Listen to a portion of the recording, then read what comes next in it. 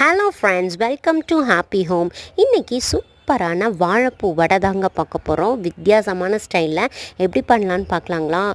அதுக்கு கடலைப்பருப்பை நான் 2 டம்ளர் எடுத்திருக்கேன். ஏன்னா நான் 2 வாழைப்பூ எடுத்தனால 2 டம்ளர் கடலைப்பருப்பு எடுத்திருக்கேன். அதை 2 ஹவர்ஸ் ஊற வச்சுக்கணும். அதுக்கப்புறம் மிக்சியில் போட்டு வச்சுக்கணும். ஒரு கைப்பிடி அளவு நம்ம கடலைப்பருப்பை தனியாக எடுத்து வச்சுக்கணும். ஒரே ஒரு திருப்புனா இந்த அளவுக்கு கொரகொரப்பாகணும். அதுக்கப்புறமா நம்ம க்ளீன் பண்ணி வச்சுருந்த வாழைப்பூவை மிக்சியில் ஆட் பண்ணி அதையும் ஓரளவு கொரகொரன்னு அரைச்சி இந்த பதத்துக்கு எடுத்துக்கணுங்க.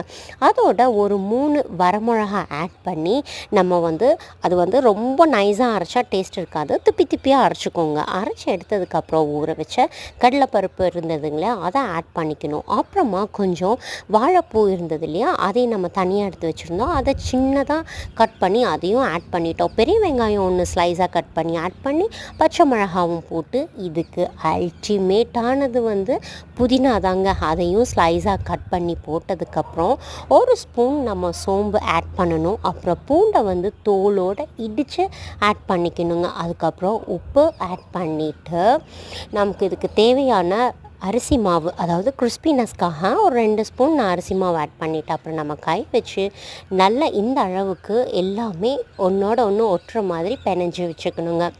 அதுக்கப்புறம் எண்ணெயில் தட்டி போட்டால் செம்ம சூப்பராக இருக்குங்க. ட்ரை பண்ணி பாருங்கள். இன்றைக்கி நான் ட்ரை பண்ணி பார்த்தேன், வேறு லெவல்.